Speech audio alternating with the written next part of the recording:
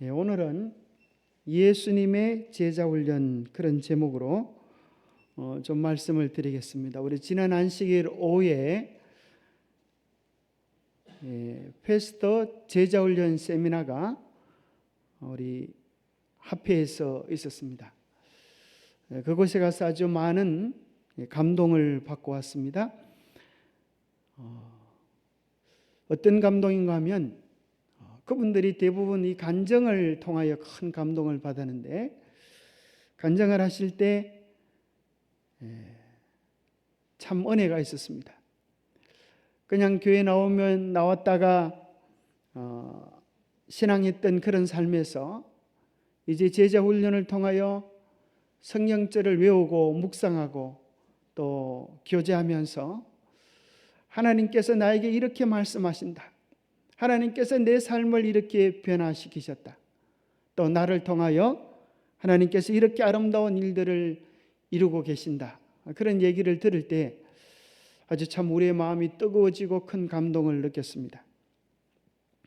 그래서 그 당시만 예수님을 따라가는 것이 아니라 오늘 지금 우리도 실제로 예수님을 따라가고 또 예수님께서 우리의 삶에 이렇게 영향을 미치고 도와주신다, 그런 이야기들을 하는 정말 온전한 제자로서의 우리의 삶이 되면 좋겠다, 그런 기대를 가지고 오늘 저녁 말씀을 준비했습니다. 자, 하나님께서 우리를 위한 계획을 언제부터 가지고 계셨을까요?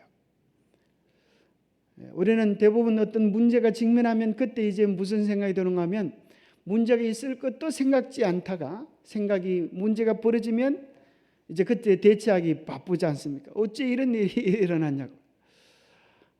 그런데 참 놀랍게도 하나님은 영원 전부터, 창세 전부터 이런 단어를 참 많이 쓰십니다.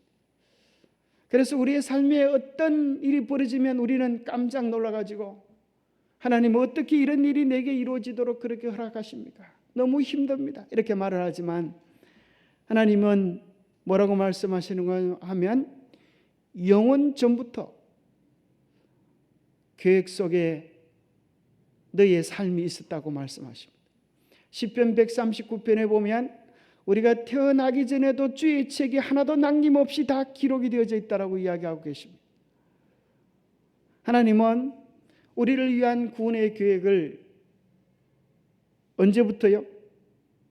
영원 전부터. 참 정말 하나님을 신뢰하지 않을 수 없는 그런 매력적인 단어입니다.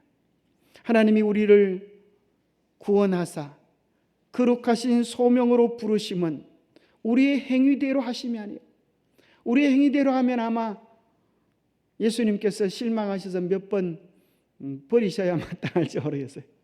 근데 이게 뭐라고 말씀하시는가 하면 우리의 행위대로 하심이 아니요, 우리의 믿음대로 하심이 아니요, 우리의 실력대로 하심이 아니요, 오직 자기의 뜻과 영원 전부터 그리스도 예수 안에서 우리에게 주신 무엇대로요? 은혜대로 하십니다. 그래서 은혜를 다른 말로 바꾼다면 무슨 말로 할 수 있을까요? 저는 예수님께서 세우신 계획, 이런 단어로 좀 바꾸면 어떨까 생각됩니다. 예수님께서는 우리를 구원하실 계획, 우리를 거룩한 소명으로 부르시고 쓰실 계획을 언제부터 세우셨다고요? 영원 전부터 그리스도 예수 안에서 우리를 향한 큰 기대와 뜻이 있으셨다고 말씀합니다.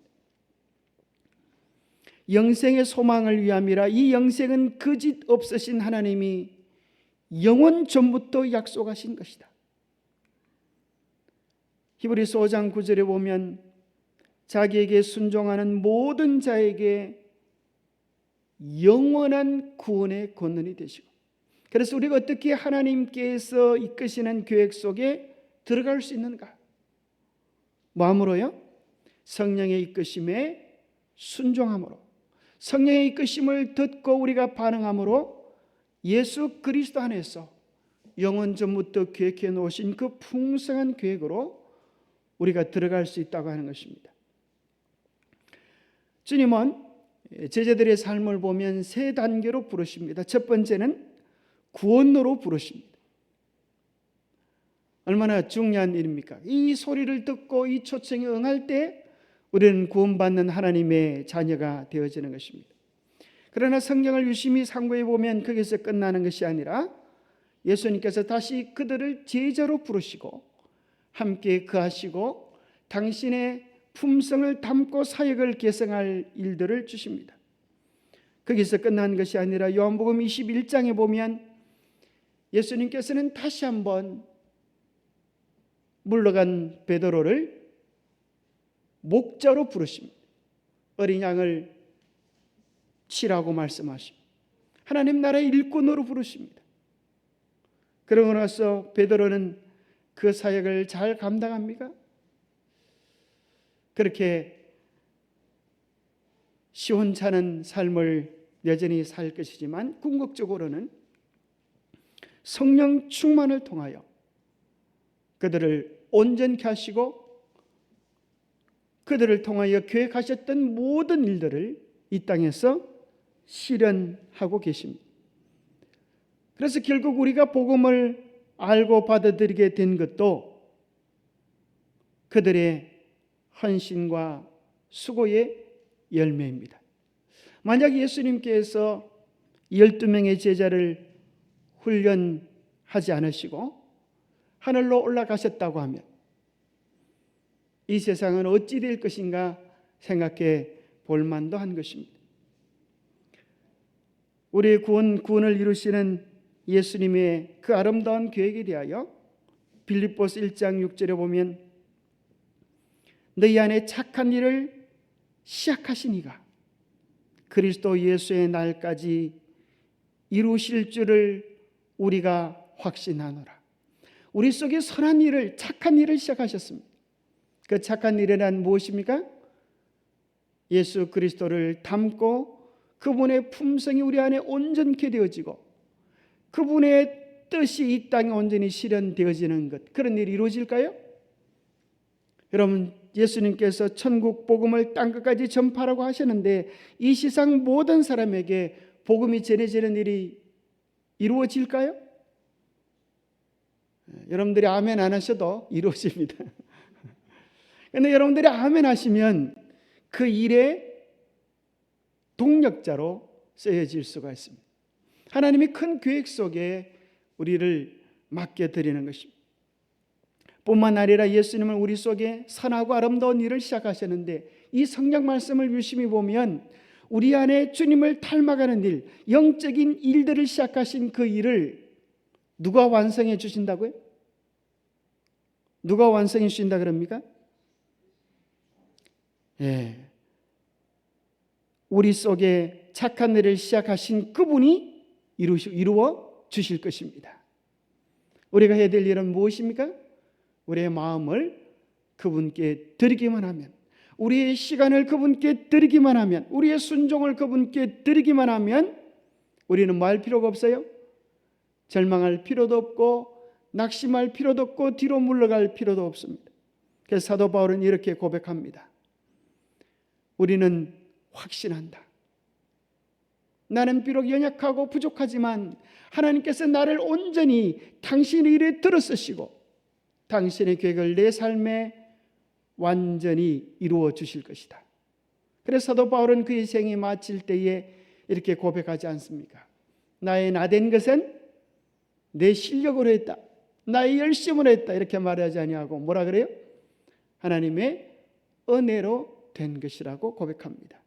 이것이 사도 바울의 확신이었습니다. 공동번역에는 이것이 우리의 신념입니다. 그래서 여러분 마음속에 이러한 확신, 이러한 신념 있으시게 되기를 바랍니다. 우리 개인을 위한 계획뿐 아니라 우리 교회를 위한 하나님의 계획도 그러할까요? 우리 교회를 향한 하나님의 계획도 그러할 것입니다. 예수님께서 이 땅에 오셔서 살아가셨던 모든 사건마다 우리는 무엇을 발견하게 되는가 하면 때가 아직 이르지 아니하였으며 혹은 선지자의 말을 이루려 하심이라 그분의 모든 생애는 이미 계획되어진 하나님의 큰 플랜을 이루시기 위하여 정확한 장소에 태어나시고 정확한 일을 그때마다 이루어 가시는 것을 발견하게 됩니다. 그래서 그분은 요한복음 17장에 이렇게 기도할 수 있었습니다. 아버지께서 내게 하라고 주신 일을 내가 이루어. 얼마나 이루었을까요? 예수님이 십자가에서 다 이뤘다라고 선포하실 정도로 그분은 그분을 향한 하나님의 계획을 완전히 성취하셨습니다. 그래서 아버지께 영광을 돌리게 되었습니다. 정말 이렇게 말할 수 있는 인생은 얼마나 행복한 것입니까? 하나님, 저는 하나님께서 저희의 삶에 기대하시고 원하시는 뜻을 다 이루어 드렸습니다. 얼마나 멋지고 위대하고 아름다운 삶입니까? 이 세상 마지막도 어떻게 마무리될 것인가? 우리의 재주 없는 손에 맡기지 않으시고 로마서 9장 28절 같이 한번 읽어보겠습니다. 시작. 주께서 땅에서 그 말씀을 이루사 필하시고 끝내시리라. 누가 끝내주세요? 우리 하나님께서 끝내주실 것입니다. 우리가 교과를 보면 용과 여인의 싸움을 보면 용과 여인이 싸우면 택이나 될까요? 도대체 몇 분이나 생명을 유지할 수 있을까요? 그러나 결국은 연약한 여인이 이기내는 이유는 그 뒤에 섭리하시고 주장하시는 그리스도가 계시기 때문입니다. 주께서 땅에서 그 말씀을 이루사 필하시고 끝내시리라. 언제나 끝내주시는 하나님이 우리와 함께 하심을 믿으시게 되기를 바랍니다. 그래서 예수님은 당신의 사역을 하실 때에 침례를 받으시고 기도하시고 철야 기도하시고 무엇을 가장 먼저 이루셨는가? 제자를 불러셨습니다. 그리고 그분의 사역 마지막 하늘로 승천하시면서도 제자들에게 그 사명을 맡기시는 것으로 그분의 사역을 마무리하고 계십니다. 자, 최초로 부름받은 제자는 누굽니까? 혹시 여러분 아십니까? 최초로 부름받은 제자, 요한복음 1장 35절에서 우리는 발견하게 되는데요. 또 이튿날 요한이 자기 제자 중 두 사람과 함께 있었다가 예수께서 그니심을 보고 말하되 보라 하나님의 어린 양이로다. 요한이 예수 그리스도를 향하여 선포할 때에 요한의 제자였던 두 제자가 그의 말을 듣고 예수님을 따르게 됩니다. 예수님은 그 제자들을 돌이켜보시고 이렇게 물으십니다. 너희가 원하는 것이 무엇이냐? 무엇을 원하느냐? 자, 참 미안하죠. 예수님을 따르는 제자에게 따르려고 이제 오는 제자에게 예수님은 너희가 무엇을 구하느냐? 그런데 여러분 무엇을 구하느냐? 그럴 때 제자들이 뭐라고 대답해야 될까요? 예, 여기 보면 자기가 원하는 것을 이렇게 얘기하지 않고 그죠? 질문을 해요. 희한하죠? 또 반문을 합니다. 유대인들은 이런 예수님도 그렇게 하셨지만 그죠? 반문을 다시 반문하는 것도 참 우리가 보기엔 쉽게 이해되지 않는 것 같아요. 그죠? 무엇을 구하느냐? 그러면 저는 이런 것을 구합니다. 그렇게 이야기할 수 있겠죠. 너희들이 정말 진정 마음속에 원하는 것이 무엇이냐? 그것을 물으신 것이었습니다. 나를 따르는 궁극적인 동기가 무엇이냐? 세상의 영화냐? 인생의 화려함이냐? 그때 그들은 뭐라고 대답하세요? 랍비여 어디 계시옵니까? 그 말이 무슨 말인가 하면 예수님 저희는 정말 당신을 따르기를 원합니다. 당신을 닮기를 원하고 당신을 배우기를 원합니다. 그래서 당신이 어디에 계신지 그것을 알고 싶습니다. 이제부터는 당신과 함께 있고 싶습니다라고 하는 간절한 그들의 마음을 이야기합니다. 그때 예수님께서 와서 보라. 어디에 있다 이렇게 말씀하지 않으세요? 와서 보라. 왜요? 예수님의 삶은 무슨 삶이에요? 나그네 삶이에요. 집도 없는 삶이에요. 그래서 나는 어디 있다 이렇게 말씀하실 수가 없어요. 와서 보라. 그들이 가서 계신 데를 보고 그날 함께 거하니 때가 10시쯤 되었더라. 요한의 말을 듣고 예수를 따르는 두 사람 중에 하나는 시몬 베드로의 형제 안드레라. 그러니까 첫 번째 제자는 누군 게 분명해요? 안드레. 또 하나의 제자는 이름이 기록되어지지 않은 제자는 누구일까요? 자, 조금 있으면 이제 나오게 됩니다. 약을 잘 올려 여러분들이 기억을 좀 더 하기 때문에 쉽게 가르쳐 드리지는 않겠습니다. 그가 먼저 자기의 형제 누구를 찾아갔어요? 베드로를 찾아가서 우리가 메시아를 만났다. 그렇게 이야기합니다. 우리가 메시아를 만났다. 그렇게 구약 성경에서 이야기하셨던 그 메시아를 우리가 만났다. 그러니 베드로가 그 얘기를 듣고 예수님께로 달려갑니다. 예수님은 베드로를 보면서 뭘 보세요? 그의 먼 미래를 바라보시면서 그를 교회를 위한 큰 인물이 될 것을 이야기해 주고 계십니다. 자, 여기 시대의 소망에 보면 이렇게 말합니다. 그들은 요한을 떠나서 예수를 찾으러 갔다. 둘 중에 하나는 시몬의 형제 안드레였고 다른 하나는 전도자 요한이었다. 이들은 그리스도의 최초의 제자들이었다. 한가할 수 없는 충동에 움직여 그들은 예수를 따랐다. 이는 그와 더불어 이야기하기를 간절히 원하였기 때문이다. 여러분, 우리의 마음속에도 이런 거룩한 충동이 있으면 좋겠습니다. 내가 정말 예수님을 따르고 예수님을 닮기를 원하고 내 삶을 향한 하나님의 계획을 맛보기를 원합니다. 그런 소원이 있을 때 하나님께서 우리를 더욱 온전히 당신의 길로 이끌어 주실 것입니다. 그래서 베드로가 이때 예수님을 따랐지만 베드로의 삶은 파트타임이었어요. 기분 좋을 때는 예수님 따르고 또 다른 일이 있으면 그건 뒷전에 남겨두고 필요한 시간을 자기를 위하여 사용했습니다. 그러다가 그가 전적으로 예수님의 부름을 받는 제자로서의 부름을 받는 것은 누가복음 5장에서의 사건 때문이었습니다. 말씀을 마치고 시몬에게 이르시되 깊은 데로 가서 그물을 내려 고기를 잡으라. 시몬이 대답하여 이르되 선생님, 우리들이 밤이 새도록 수고하였지만은 잡은 것이 없습니다. 밤새 누가 수고했는데? 어부가 수고를 했는데 잡은 것이 아마 하나도 없어. 그때 베드로의 마음속에 이렇게 성경은 이렇게 기록해 주고 있습니다. 말씀에 의지하여 내가 그물을 내리리이다. 자, 여러분, 이때 말씀에 의지하여라고 하는 것은 어떤 의미를 가지고 있을까요?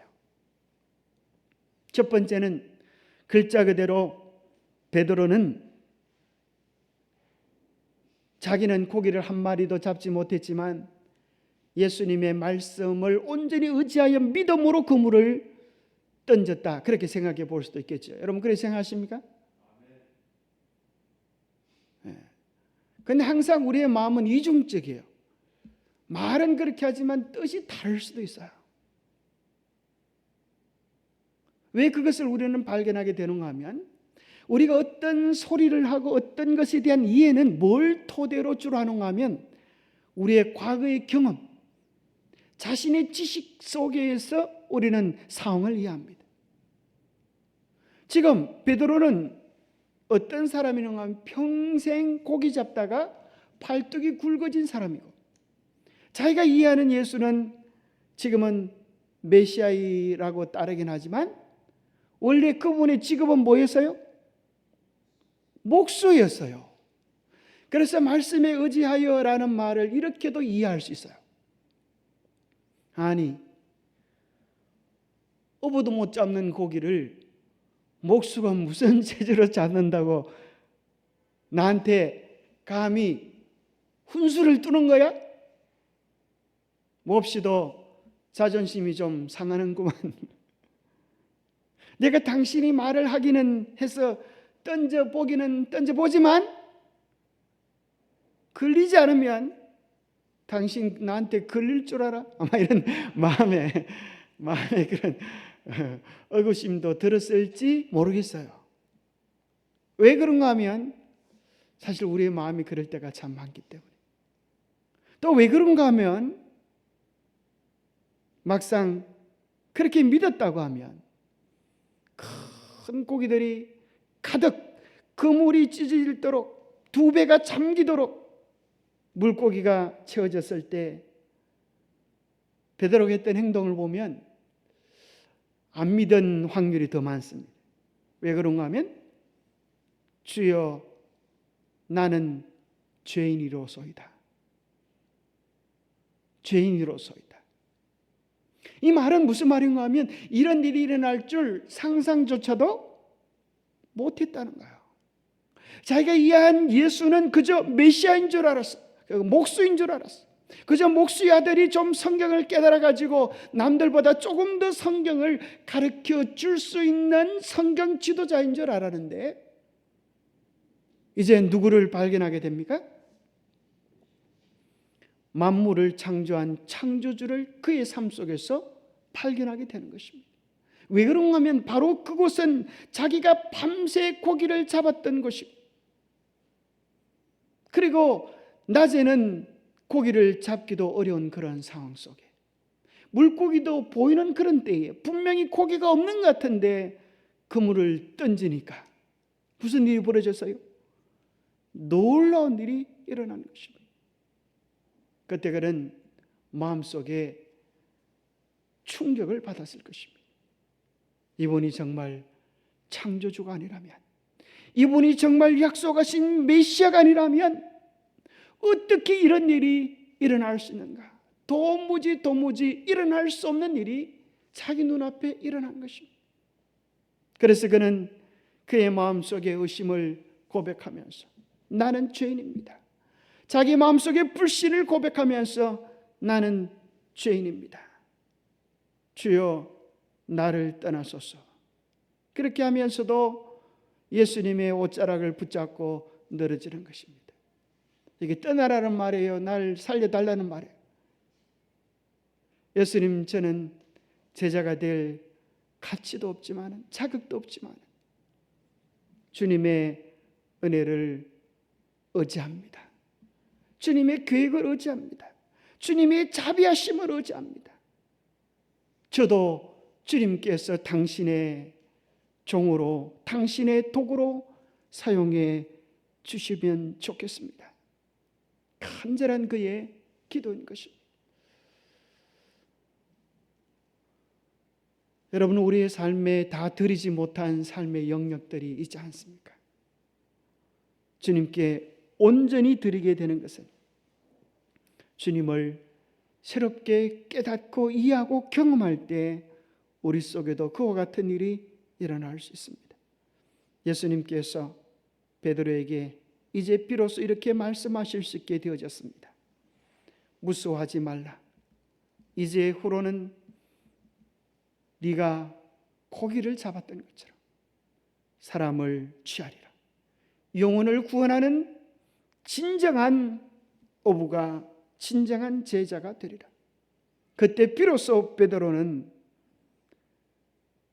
베드로를 육지에 대고 모든 것을 버려두고 예수님을 따르는, 온전히 주님을 신뢰하는 제자가 되기로 그렇게 선택하게 됩니다. 사실은 우리가 온전히 주님을 따라보기 전까지는 주님이 우리에게 얼마나 선하고 아름답고 좋으신 분인지를 맛볼 수가 없습니다. 왜냐하면 사랑은 언제나 천적으로 사랑한 사람에게 반응하는 것이기 때문입니다. 예수님께서 베드로의 빈배를 보셨습니다. 그리고 베드로에게 가까이 오셨습니다. 예수님은 베드로가 그분의 말씀을 진정으로 듣기를 원하시고 그분의 말씀을 한쪽으로 듣고 흘러넘기는 사람이 아니라 말씀을 그의 삶에 적용하는 그런 사람이 되기를 원하셨습니다. 예수님이 베드로와 함께 이제 고기를 잡아 주신 것입니다. 우리의 삶에 주님께서 함께 주시는 것을 경험할 때 베드로는 예수님 앞에 무릎 꿇고 엎드리며 자기의 모든 것을 드리는 온전한 헌신을 드리게 됩니다. 이것은 빈 배에 대한 깨달음으로부터 시작이 됩니다. 부도난 인생이라고 하는, 나에게는 조금도 희망이 없다고 하는 깊은 인식에서부터 시작이 됩니다. 우리는 내 스스로 내 재간으로 무언가 할 수 있다고 생각하기 때문에 우리는 끊임없이 좌충우돌 넘어지고 때로는 하나님의 일을 하면서 내 방법, 내 생각으로 해야 되기 때문에 많은 경우에 상처를 줄 때가 많은 것입니다. 오늘 우리의 배는 어떻습니까? 오늘 나의 배는 어떻습니까? 사실 오늘 우리 안타까운 헌신은 이 그림과 흡사합니다. 정말 여러 교회들을 보면 부인할 길이 없습니다. 여기 보면 웬 아저씨가 아기를 안고 있는 것 같은데 몸뚱이는 아기 같은데 얼굴은 어때요? 어른이에요. 이런 사람 뭐라 그래?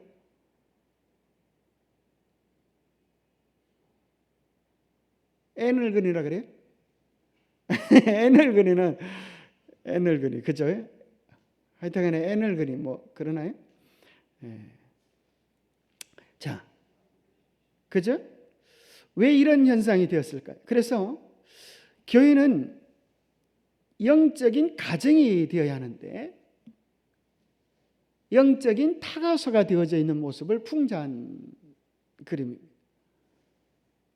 그래서 교회를 통하여 시간이 20년, 30년 지나고 나면 우리의 영혼이 성숙되어져서 사람들 속에 좋은 하늘의 감화를 미치고 영향력을 미치고 정말 사람들을 잘 도울 수 있는 엄마가 되어야 되는데 여전히 아기들처럼 싸우고 분쟁하고 문제를 만드는 그런 형편이다 하는 것을 풍자하는 것입니다. 아이들을 보면 처음에는 아주 반갑게 지내는 것 같아요. 잘 지내는 것 같아요. 한 번은 저희가 이제 일이 있어가지고 우리 딸을 갖다 큰 딸을 갖다 조그마한 아기 때 우리 형님 댁에 맡겨놨더니만 처음에는 뭐 쌩얼쌩얼 뭐 마시는 거 주고 하는 거 좋다고 그런 것 같더만 일주일 어디 갔다 오니까 한 놈은 귀를 물어뜯고 한 놈은 코를 물어뜯고 아주 난리가 났어요. 그걸 걸 보면서 야, 이 아이들은 아이들끼리만 놔두면 처음에는 뭐 잘 노는 것 같아도 이 문제가 크게 나는구나 그런 생각을 했습니다. 우리가 영적인 성숙이 없으면 정말 교회는 언제나 이런 문제가 있는 것이 당연한 것입니다. 모이지만 소그룹을 하지만 활동이 없지. 활동을 하지만 뭐가 없는가 하면 아이는 애를 낳을 수가 없습니다. 그래서 열심히 하기는 하는데 뭐는 나오지 않아요? 새 신자는 없는 것입니다. 탄생이 없는 것입니다. 혹시 탄생이 있다 할지라도 혹시 어쩌다가 교인이 왔다 할지라도 뭐가 없는가 하면 그 교인을 주님의 일꾼으로 양육하는 단계가 없어요. 과정도 없고 계획도 없고 아무 생각이 없는 거예요. 우리 지난 금요일 저녁에 우리 교장 선생님 설교 중에 그죠? 한국 사람이 뭐가 없다고요? 생각이 없다고 그런 말씀을 하셨는데, 우리가 뭐가 없으면 안 되는가 하면 새로운 신자가 들어오면 그 신자를 위한 뭐가 있어야 돼요? 플랜, 큰 그림이 있어야 합니다. 엄마가 아기를 낳기 전에 그죠? 아기를 위한 계획들이 다 그죠? 아기를 낳기 위하여 준비한 옷도 있고 그죠? 뭐 베레츠에 뭐 여러 가지 것들이 다 준비해 놓고 애를 낳지 않습니까? 그래서 한 영혼이 들어올 때 그를 향한 양육과 훈련이 있어야만 뭐가 되는가 하면 제자가 되고 일꾼으로 성장하지만, 그러한 훈련이 없으면 뭐가 되는가 하면 둘 중에 한 가지입니다. 일꾼이 되든지 문제가 되든지. 여러분은 어느 쪽에 조금 가까운 것 같습니다. 우리의 삶을 유심히 보면 결국 그런 것입니다. 내가 선한 가마를 미치든지 아니면 문제를 유발시키든지. 그래서 왜 그런가 하면 진정한 돌봄, 하나님의 사랑, 온전한 사랑을 우리의 삶에서 맛보고 경험하지 못했기 때문에 그런 것입니다. 그래서 우리는 뭐가 없는 형편인가 하면 재생산, 분가하고 다시 그 아이가 자라서 새로운 가정을 이루도록 하는 그런 재생산이 없기에 많은 교회들이 현실 유지도 어려운 형편 속에 있는 것입니다. 모든 생명은 다 탄생하고 자라고 꽃이 피고 열매를 맺지만 우리의 삶에 진정한 생명력을 경험하지 못하면 우리의 삶은 마치 둥지에서 잘려진 가지처럼 메말라질 뿐입니다. 왜 그렇습니까? 궁극적으로 있어야 할 예수가 없기 때문에, 복음이 없기 때문에, 예수님과 만나는 진정한 생명력 있는 감동과 감격과 능력이 없기 때문에 우리의 신앙은 내 신앙 유지하기도 바쁜 그런 경험을 하게 됩니다. 그래서 지난주에 배웠던 이 페스터 제자 훈련이라고 하는 것은, 페스터라고 하는 것은 첫 글자를 따가지고 이렇게 하면 빠르게 우리의 신앙이 균형을 잡을 수 있고 제 위치를 잡을 수 있다라고 해서 첫 글자를 딴 글자입니다. 그래서 그리스도의 제자가 되기 위하여 첫 번째 필요한 것은 충성스러운 사람이 될 때 우리는 그리스도의 제자가 될 수 있다. 그래서 이를 위하여 우리가 뭘 해야 하는고 하면 마음을 다하고 뜻을 다하고 정말 마음속에 열망을 가질 때에 우리는 충성스러운 제자로서 준비될 수 있는 것입니다. 두 번째는 아무리 마음이 그렇게 있다 할지라도 시간을 구별해 내지 않으면, 시간을 껴들이지 않으면 안 되는 거예요. 왜냐하면 우리가 어디에 시간을 많이 바치냐에 따라서 우리의 모양이 꼴지어지기 때문입니다. 내가 어떤 사람인가 하는 걸 알려고 하면 우리가 어디에 시간을 많이 투자하는가 생각해 보면 쉽게 이해할 수 있습니다. 내가 어디에 마음을 두고 사는가를 알려고 하면 우리의 돈들이 어디에 투자되는가를 계산해 보면 쉽게 이해할 수 있는 것입니다. 우리가 무엇을 즐기며 사는가 하는 것을 알려고 하면 우리의 재능들이 어디에 쓰여지는가를 생각해 보면 쉽게 알아챌 수 있는 것입니다. 우리가 정말 주님을 닮기 원하고 그분을 따르기 원한다면 우리는 우리의 시간을 구분하여 그분께 드리게 될 것입니다. 우리의 매 삶의 순간순간 그분께 여쭙고 그분과 동행하는 것을 즐거워할 것입니다. 세 번째는 우리가 물질적인 세계보다 영적인 일에, 주님과 교제하고 주님의 뜻을 이루는 일에 관심을 가진 자들이 될 때 진정한 제자가 될 수 있고, 마지막으로는 학습이 가능한, 이 말이 무슨 말인가 하면 자기 고집 생각을 내려놓고 순종하는 제자들이 되어야 한다는 것입니다. 하나님 말씀이 올 때 그게 아니고 이렇게 하면 안 되는 거예요. 예수님이 말씀하시는데 베드로가 예수님 그게 될 법한 일입니까?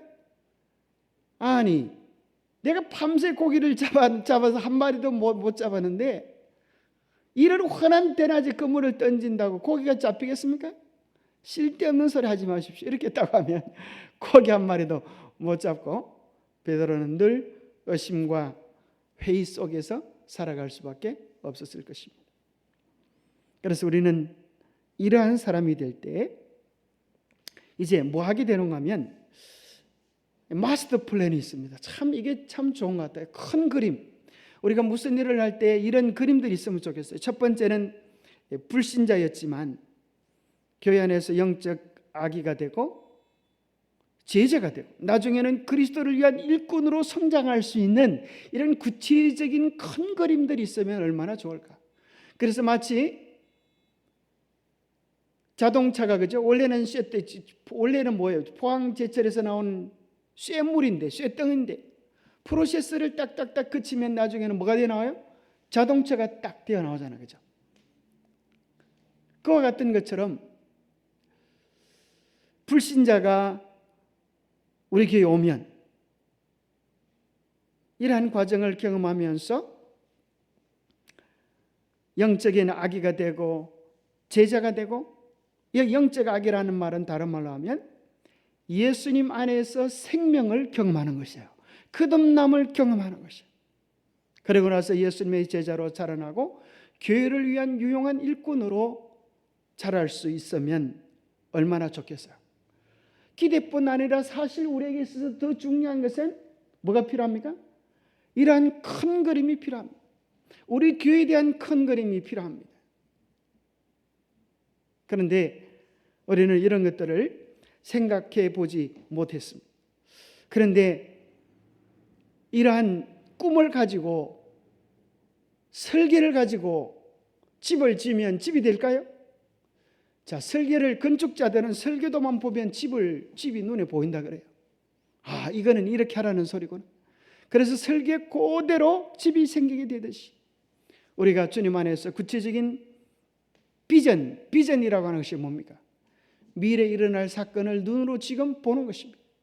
텔레비전, 먼 곳에 있는 그림을 땡겨서 보는 것입니다. 비전이라고 하는 것은 먼 미래에 이루어질 사건들을 오늘 우리의 믿음의 눈으로 바라보고 붙잡는 것입니다. 그러면 생각해 보는 것입니다. 도대체 불신자가 어떻게 하면 생명을 얻고 주님 안에서 거듭날 수 있을 것인가? 고민을 하다가 그것을 위하여 5단계 교제가 있습니다. 5주로 이루어지는 교제가 있습니다. 그래서 첫 번째는 놀라운 은혜, 예수님 바라보기, 유혹 극복하기, 하나님 뜻 알기, 성도의 교제를 통하여서 이것이 거듭나는 것이구나, 이것이 하나님 안에서 새로운 자녀로 태어나는 것이구나 하는 것들을 배우고 경험하도록 되어져 있습니다. 그래서 이 과정을 다 경험한 후에는 이제 우리의 마음을 바쳐서 그리스도인으로 살기로 헌신하도록 그렇게 이끄는 것입니다. 그럼 이제 다음 단계로 뭐가 오는가 하면 9주 동안에 걸쳐서 제자로서 준비되는 단계가 있습니다. 그리스도를 위해 사는 성경적 비결이 무엇인지, 헌신으로의 초대 아침 묵상, 이 아침에 어떻게 주님과 시간을 보내는지, 하나님의 약속들이 우리의 삶에 어떻게 구체적으로 이루어질 수가 있는지, 성령의 검을 어떻게 활용하는지, 개인 전도는 어떻게 하는지, 믿음의 용사들은 어떻게 살아가는지, 정식의 비밀, 목적이 있는 생애를 통하여서 제자로서의 기본적인 훈련과 우리의 매일의 시간들을 어떻게 헌신할 수 있는지에 대하여 배우게 됩니다. 자, 여기서 끝나는 것이 아니라 그리스도의 일꾼으로서 교회의 유용한 일꾼이 되기 위해서 이제 우리가 함께 팀을 이루어서 사역하는 법을 배우게 됩니다. 그래서 요즘은 이 팀이라고 하는 것이 아주 중요하게 여겨지는 그런 시대입니다. 아무리 똑똑해도 누구만 못하다? 혹시 그런 소리 들어보셨어요? 혼자가 아무리 똑똑해도 여러 명만 못하다. 중국이 왜 발전할 수 없는가 하면 중국을 떠오르는 용이라고 세상 사람들이 엄청 기대했습니다. 저도 처음에 옛날에 중국이 막 엄청나게 부상할 때 야, 미국 코피 터지는 거 아닐까? 그렇게 생각했는데 막상 미국과 중국이 경제 전쟁을 벌여보니까 게임이 안 돼요. 왜 그럴까요? 중국에는 당이 하나밖에 없습니다. 공산당밖에 없어요. 야당이 없어요. 대통령이 주석이 이렇게 해라 그러면 그죠? 그렇게 하는 이해가 없어요. 그래서 거기는 찬성하는 사람 손 들어보세요 이렇게 하는 게 아니고 뭐라 그래요? 반대하는 사람 손 들어보세요 이렇게 반대하는 사람 손 들어보세요. 그러면 아무도 감히 거기 손을 못 들어요. 그래서 모든 일들이 아주 일사불란하게 진행이 되긴 하지만 뭐가 없어요? 생각이 없고 머리가 없고 점검이 없고 토의가 없고 계획이 없어요. 그래서 우리가 정말 일을 잘하는 것은 어떻게 함으로 이루어지는 거예요?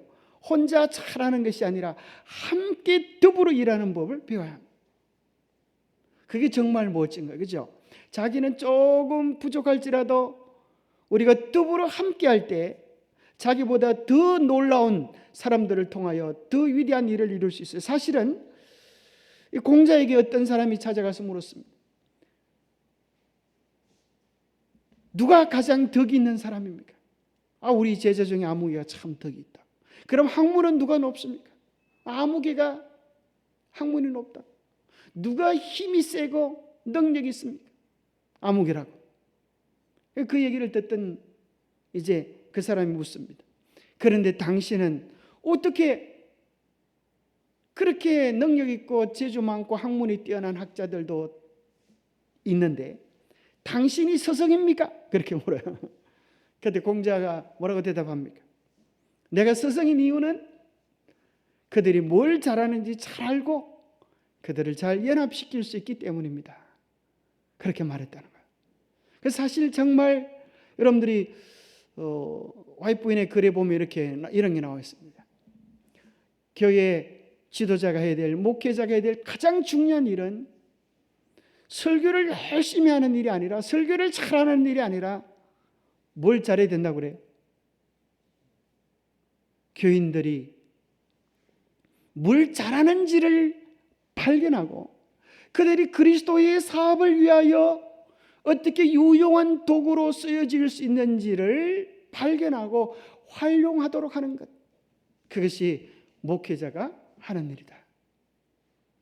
그 얘기를 듣고 참 충격을 받았어요. 제가 해야 될 일은 이제 강단에서 내려오는 일입니다. 그리고 여러분들을 이제 세우는 일이에요. 여러분이 잘할 수 있는 일들을 위하여. 그래서 우리 모두는 각기 다른 은사를 가지고 있습니다. 그 일을 주님을 위하여 유용하게 쓰여지도록.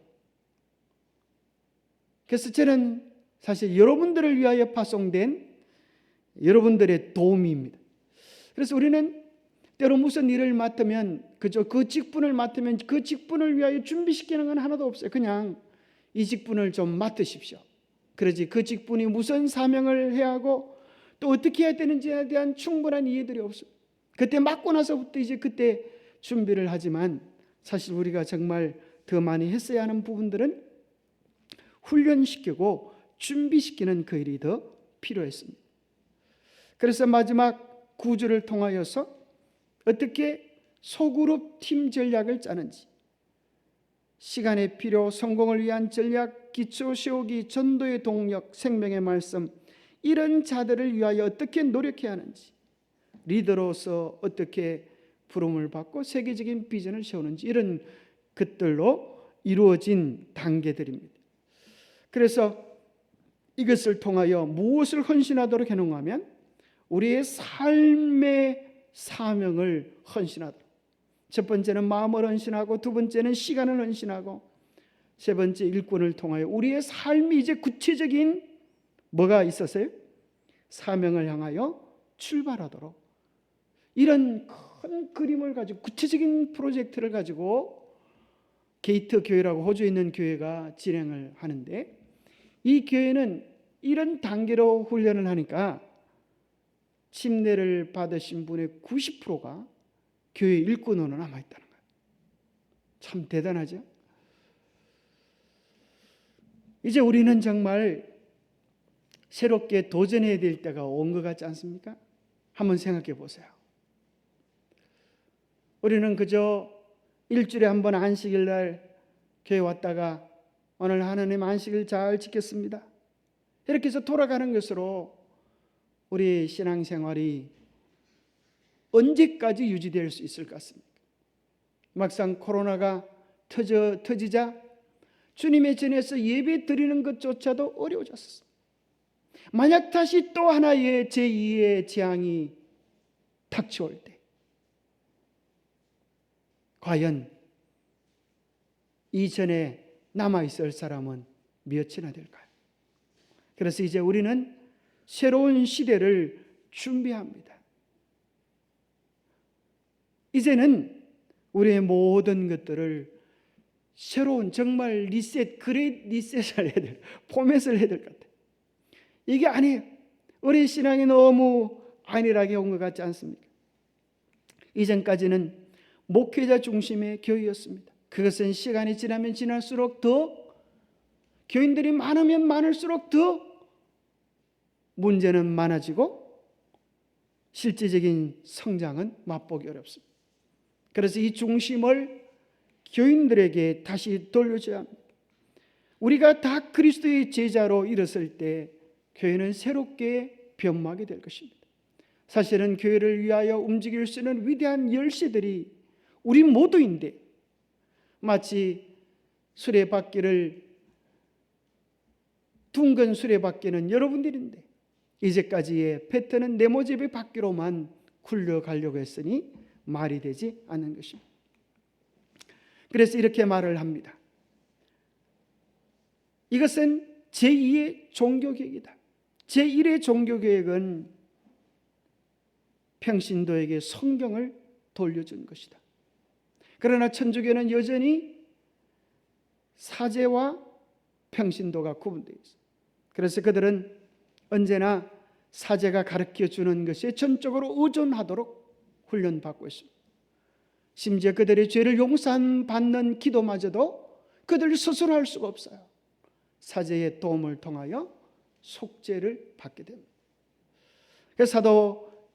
그래서 이제 종교개혁이, 진정한 제2종교개혁은 다시 일어나야 하는데, 그것은 제2의 종교개혁이다. 이것은 무엇인가 하면 평신도에게 사역을 돌려줘야 한다. 그래서 목회자만 사역자가 아니라 우리 모두가 사역자로 부름받고 일어서야 하는 것입니다. 그것을 베드로전서 2장 9절에 보면 만인 제사장설이라고 하는, 우리 모두가 각자 하나님 앞에 개인적으로 부름을 받고 개인적으로 사명자로 일어서는 경험이 반드시 필요하다는 것입니다. 왜냐하면 너희는 택하신 족속이요 왕 같은 제사장들이요, 여기 레위지파만 제사장들이 아니라 너희가 이제 거듭난 그리스도인들은 왕 같은 제사장들이요, 거룩한 나라요, 사단으로 말미암아 잃어버림 바된 하나님 나라를 회복하는 독립군이 되었습니다. 이 세상에 당신의 나라의 영역을 확장시키는 그 일로 우리는 부름받았다고 하는 것입니다. 만주 땅에 독립군이 되려고 하면 독립군이 되기 위하여 3가지를 물었다고 합니다. 당신은 이 일을 하다가 얼어 죽을 각오가 되어 있습니까? 당신은 이 일을 하다가 굶어 죽을 각오가 되어 있습니까? 당신은 이 일을 하다가 핍박과 고문 속에서도 정보를 누출하지 않고 고문당하다 죽을 각오가 되었습니까? 그렇게 3가지를 묻고 대답을 예 해야만 비로소 독립군이 될 수 있다고 합니다. 오늘 제자가 되는 것은, 그리스도를 따라가는 것은 우리 각자에게 새로운 결단, 새로운 헌신을 요구합니다. 그것은 어쩌면 좁은 길이 될 수도 있습니다. 그러나 그 길은 인간이 누릴 수 있는 가장 영광스러운 길이요, 위대한 길입니다. 그래서 제 생각에 이제 이 화요일 저녁에 좀 예배 패턴을 좀 바꾸려고 생각을 좀 합니다. 그래서 오늘 저녁부터 하려고 그러다가 광고가 좀 덜 되고 충분히 이해가 덜 된 것 같아가지고 아마 제가 그냥 일방적으로 설교를 하면 여러분들은 그냥 앉았다 가시거나 주무시고 가시면 그냥 다 되신다고 생각하기 때문에 이제는 좀 패턴을 바꿔가지고 제가 이게 교재를 하나 만들어냈습니다. 이 교재를 직접 만든 건 아니고 약간 충청 앞에 또 서정원 앞에서 있던 교재를 약간 짜집게 해가지고 믿음의 징검다리, 그래서 이제 5가로 되어진 소책자입니다. 그래서 이것은 어떤 내용인가 하면 대구 중동교회 선교 자료집 1번 교재입니다. 그래서 이것은 어떤 교재인가 하면은 뒤에는 이제 기억절 5개가 이렇게 있고, 이것은 이제 토의식 교재입니다. 이걸 가지고 이제 여러분들이 다음 달부터 이제 다음 주는 제가 좀 화요일 날 시간을 안 쓰고요. 그 6월 달부터 이제 이 교재를 가지고 그룹으로 이렇게 공부를 하겠습니다. 그래서 그룹으로 공부하면 또 여러분들이 이제 그냥 설교 시간에 앉았다 가면은 목사님 우리가 받은 게 없지 않습니까? 이렇게 하면 그죠? 들은 것도 없어요. 이렇게 말하면 또 증거 자료가 없지 않습니까? 그래서 이걸 이제 나눠드리면 여러분들이 이제 그렇게 말할 수가 없어요. 아무것도 받은 게 없습니다. 이렇게 말할 수가 없어요. 이걸 왜 그러고 하면 이제 글자를 받고 교재를 딱 받았기 때문에, 그래서 이걸 가지고 이제 연구를 하면은 여러분들도 내용을 잊어버릴 수가 없고 계속 반복적인 공부를 통하여서 여러분의 것으로 삼고 또 이것이 재미있고 즐거우면 다른 사람들에게 나누어 줄 수 있는 신앙에 가장 필요되어지는 이 기초 단계, 그런 내용들로 구성되어 있습니다. 그래서 여러분들이 많이 기대를 하시고 우리 화요일 집회에 열심히 참여하셔서 우리가 먼저 소그룹이 얼마나 재미난지, 아마 이제 다음부터는 이제 여러분들이 뭐 아무리 피곤하셔도 주무실 수 없을 거예요. 여러분 너무 재미있어가지고 이렇게 그룹 토의를 하면 다들 재미있고 아주 즐거웠고 그렇습니다. 그래서 많이 기대를 가지고 그렇게 오시면 좋겠습니다. 그래서 혹시 원하시면 오늘 저녁에 드릴 수도 있습니다. 여러분 예습하시고 또 맛보기 보시고 혹시 이걸 여러분들이 이 교재는 여러분들이 다 주인공이 되어가지고 이런 주제에 대하여 어떻게 가르치면 좋을까 같이 고민하면서 여러분들이 더 좋은 내용들로 보충되어져서 이걸 다 마친 후에는 우리가 함께 마음을 쏟은 더 좋은 교재를 이렇게 바꾸어질 수 있으면 좋겠습니다. 그래서 혹시 원하시는 분들은 오늘 저녁에 갈 때 드릴 수도 있습니다. 어떤 분은 또 갖다 놓고 보지도 않고 놔뒀다가 다음번에 올 때 보면 목사님 안 받았는데 이렇게 시집은 뚝 떼시는 분이 계세요. 그럴 분들은 가져가지 마시고 그 반드시 가지고 오시고 예습하실 분들은 가지고 가셔서 준비하셔도 좋겠습니다. 그래서 정말 이제 새로운 패턴, 그죠? 제2의 종교 계획이 우리 안에 이루어져서 정말 우리도 주님이 쓰셨습니다. 나도 주님이 사용하고 계십니다. 이렇게 말할 수 있는 우리 모두가 되기를 축복합니다. 기도하겠습니다.